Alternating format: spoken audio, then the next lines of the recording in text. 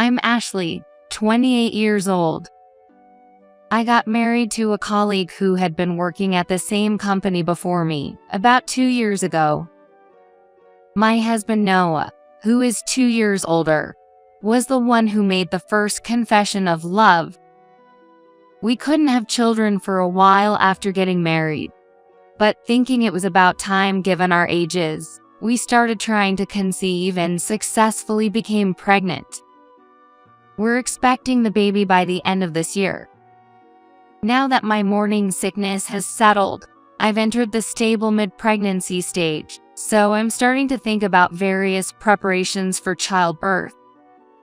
I lost my parents early, so I am deeply grateful to his parents, George and Madeline. They are also eagerly looking forward to the birth of their first grandchild. They live quite in the countryside, so we don't get to meet often, but they always say, "You have to take good care of yourself. Make sure you eat well to give birth to a healthy baby, and send us nutritious foods and fresh vegetables and fruits they grow themselves." Thanks to them, I've recently gained a bit of weight, probably because I've been enjoying too many fresh veggies and fruits now that I'm in the stable period. I have an older sister. Her name is Patricia, 32 years old. She's already married and has a cute daughter. My 3-year-old niece, Emily. Noah's big brother, Harry, who is the same age with Patricia, adores her and is already declaring, "I'm not letting her marry off, and anyone who asks for her hand in marriage, I'll knock him out." Patricia just laughs it off, saying, "Silly, isn't he?" Well, it's a lively but good family.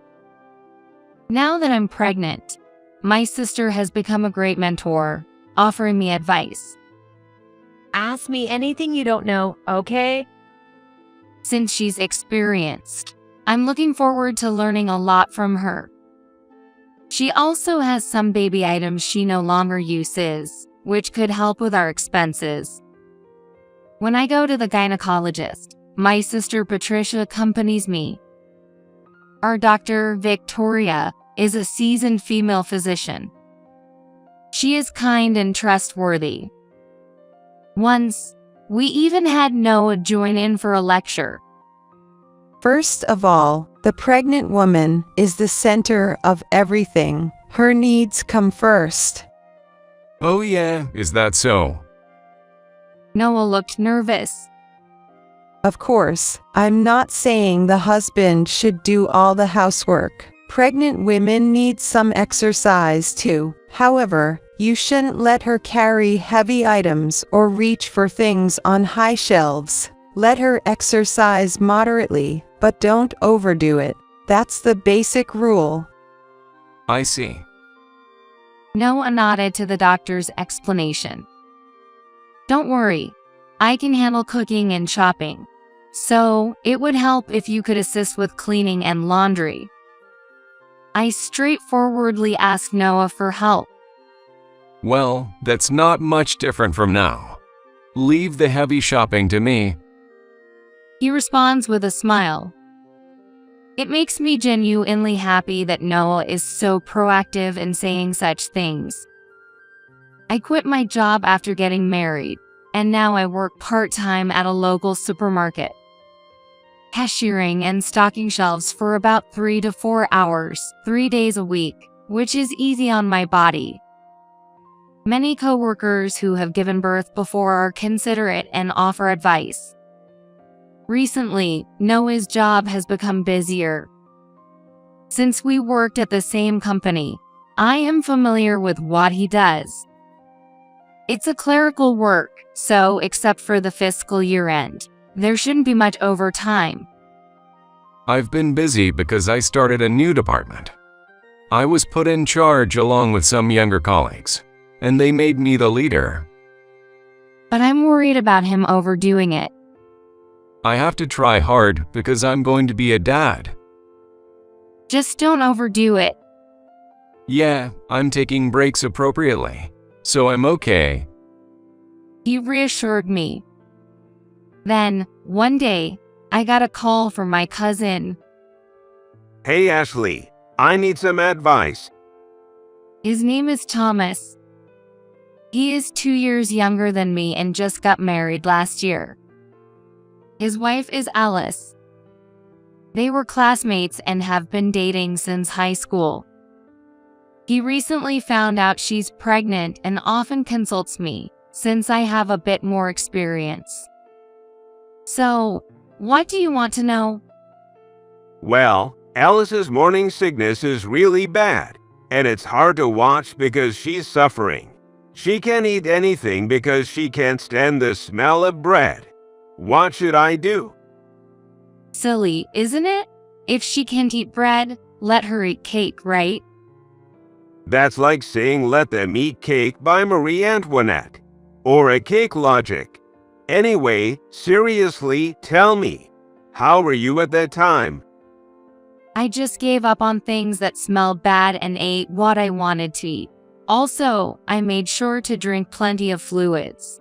Oh yeah, having mint-flavored chewing gum or candy helped me feel better. Okay, got it. Thanks, Ashley. If anything else comes up, I'll call you.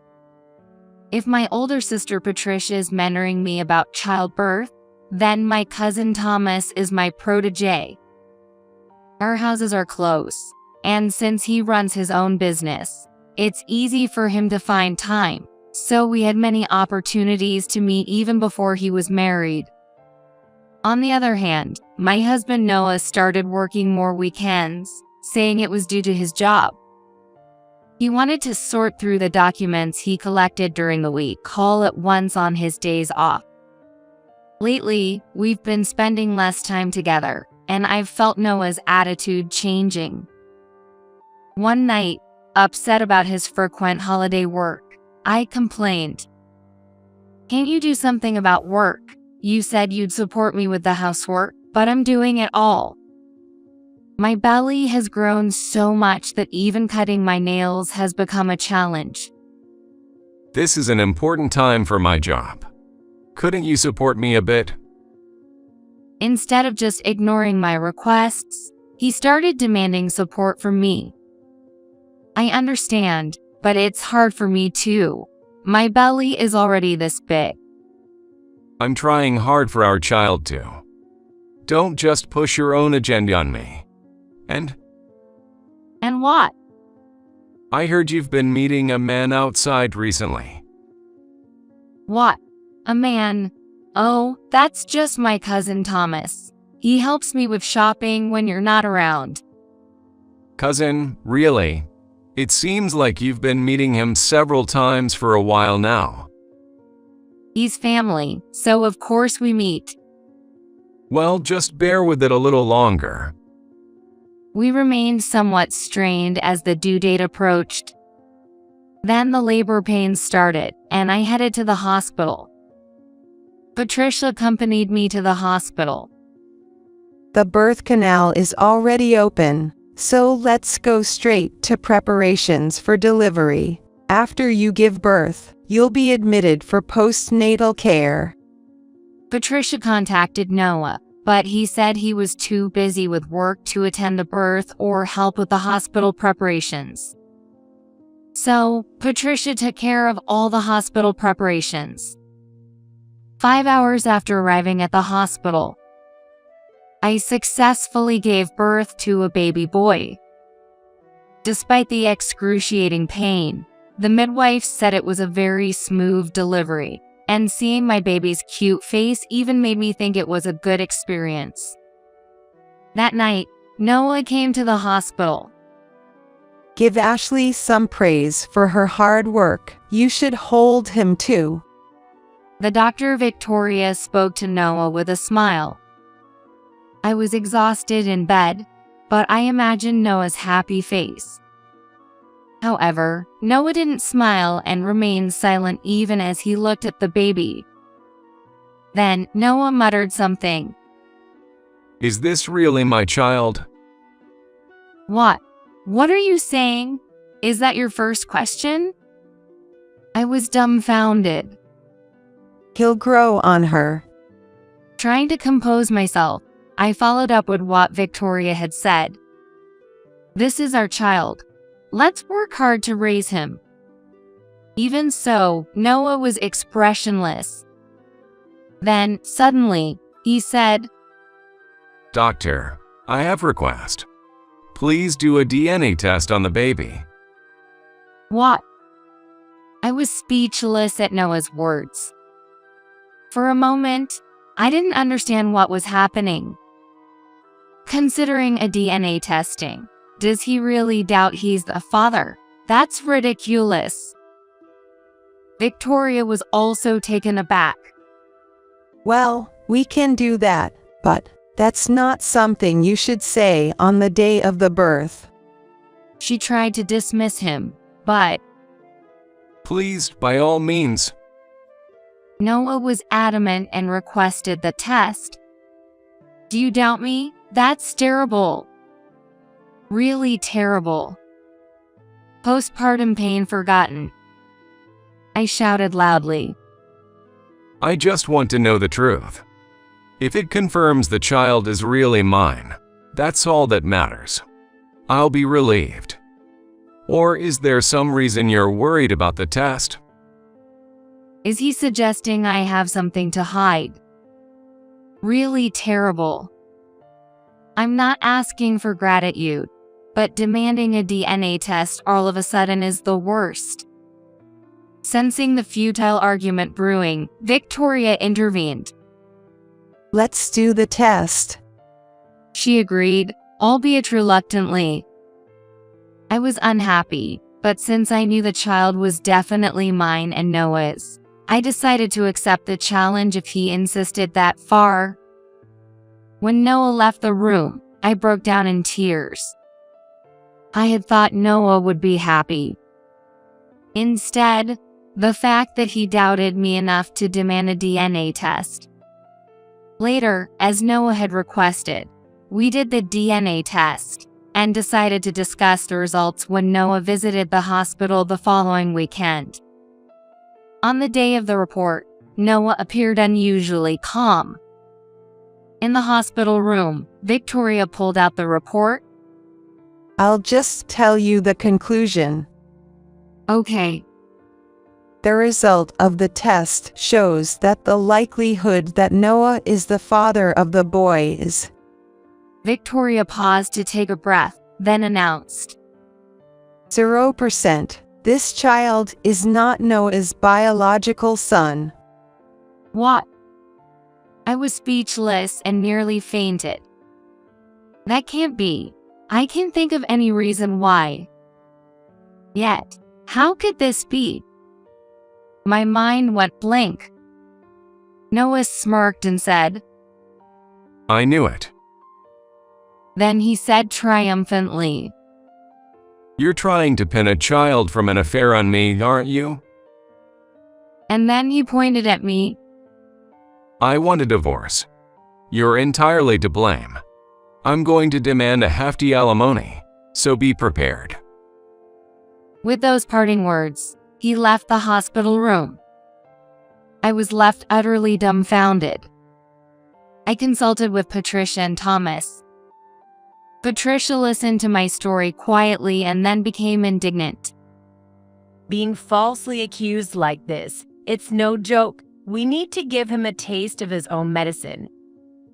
Yeah, I've got it all covered, so you can rest easy. Ashley, Thomas said, smirking confidently. This isn't a comforting conversation. Patricia was angry. yeah, right. Thomas chuckled, seemingly amused. I couldn't tell if they were serious or just enjoying my misfortune. Later, I got a call from Noah. I've decided to go through with the divorce. My parents agreed to. I'm the victim here, so I'll be seeking alimony. Maybe around $30,000. I'm thinking of leaving it to a lawyer. Is that okay? I informed him. Fine, but you're paying for the childbirth expenses yourself. I'm not spending a dime on someone else's kid. Have it your way. Yeah, I will do as I please. I'm a stranger now. If you can't pay the alimony, I'll take the house and land. As the victim, I have that right. Noah was adamantly aggressive. That house and land are inheritance from my deceased parents. I don't care. Anyway, I'm busy preparing for the divorce. I'll contact you again. I reported Noah's call to Patricia and then we proceeded with our next plan.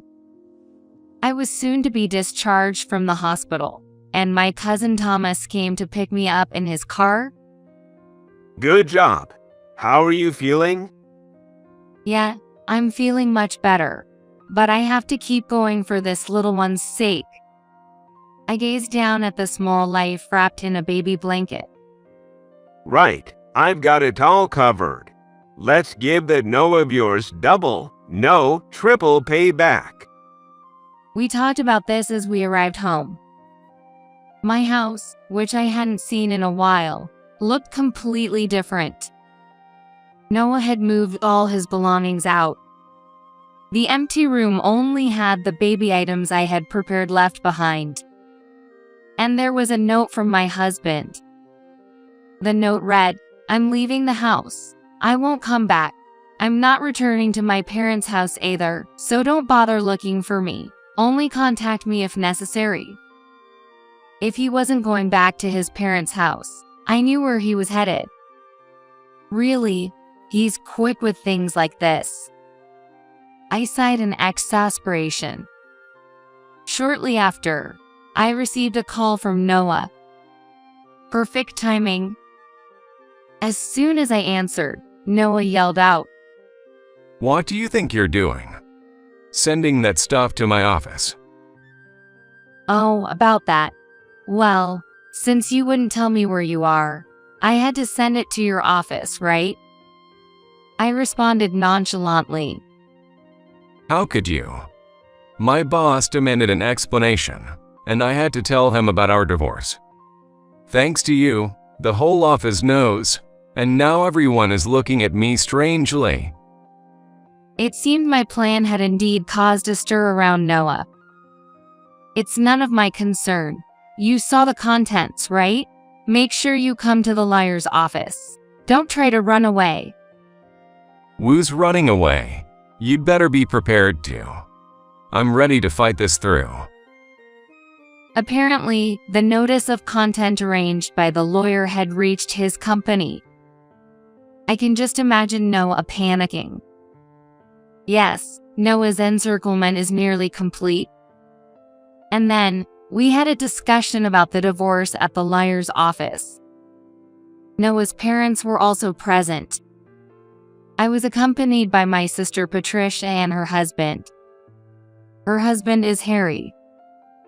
Harry, who works in construction, treats me like his own sister.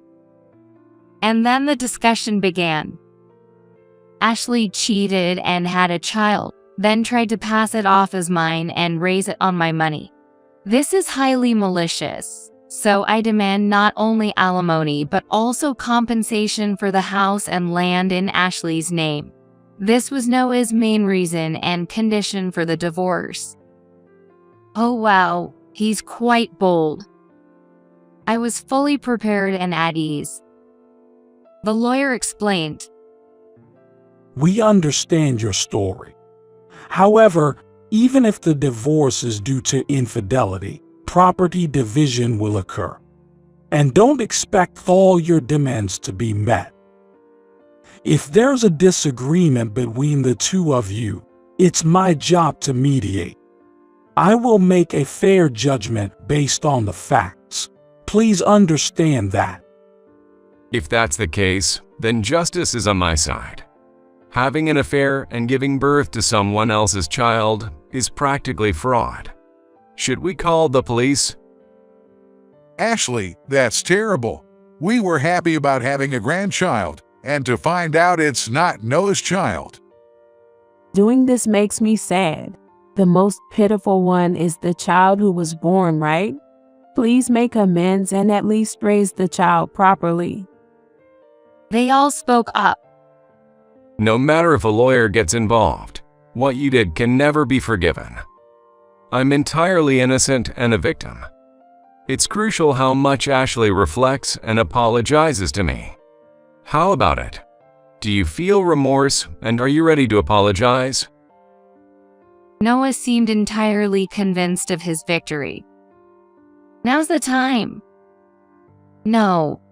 The one who needs to reflect and apologize is you, Noah.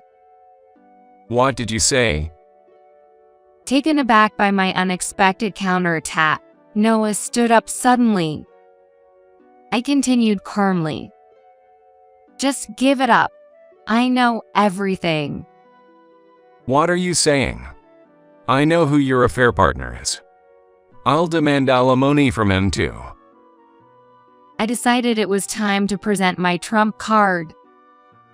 Actually, I've invited someone here. Who is it? One of your accomplices? Noah shouted, fully ready for battle. I said in a teasing tone, "You're not too bright, are you?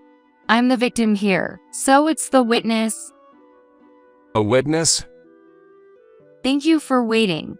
Please, come in. As I spoke, two people entered through the door. Noah's mouth hung open in shock.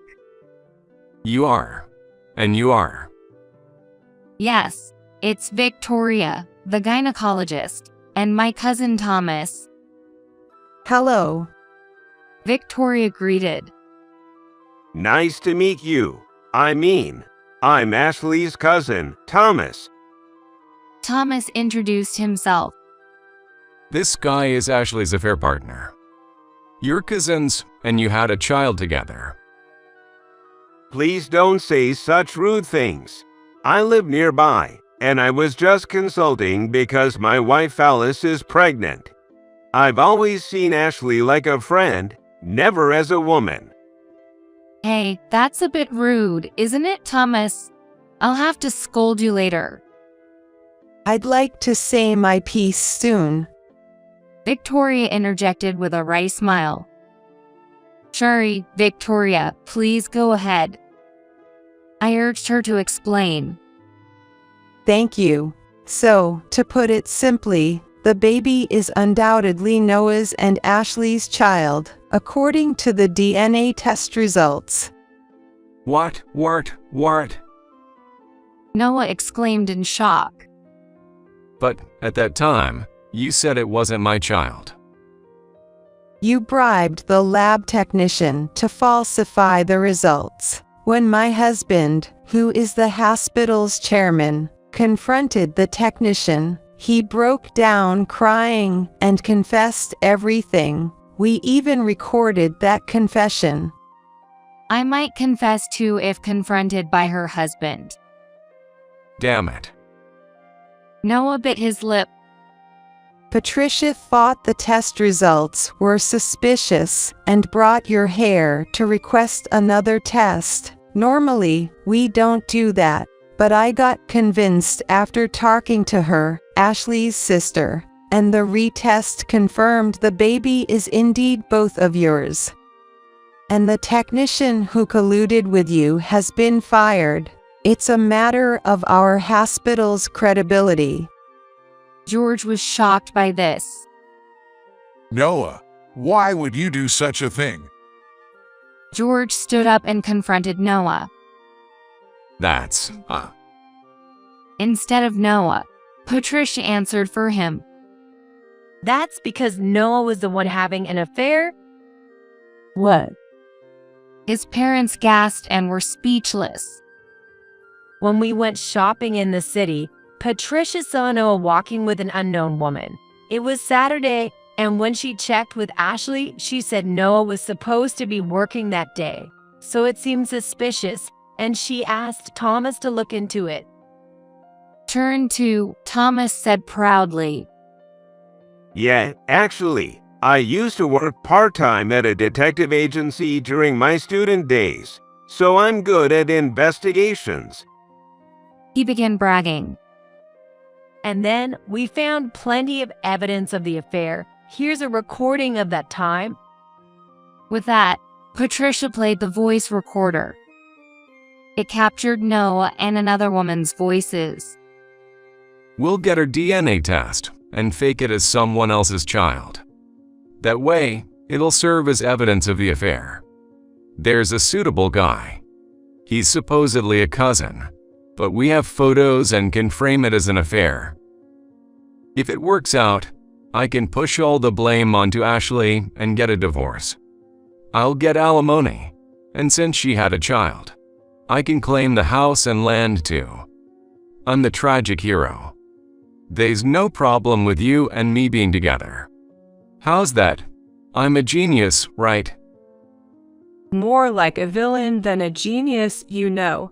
You're like a bad guy from a drama, aren't you? Their laughter followed on the recording. Stopping the recorder, Thomas added, Your partner is a younger colleague from your own team at work. Noah's face turned pale. With such compelling evidence presented, there was no room for him to argue. Well, now that the facts are clear, it's my turn. The lawyer said with a smirk. Then, pulling various documents from an envelope, he began to explain.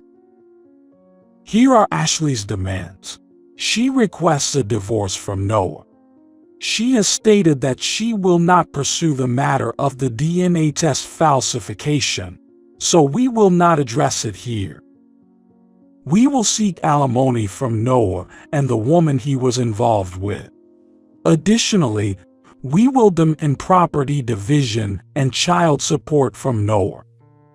His parents were utterly stunned by the unexpected turn of events.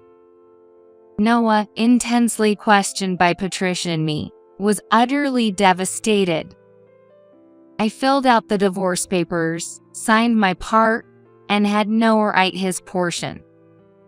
The completed divorce papers were promptly submitted by the lawyer.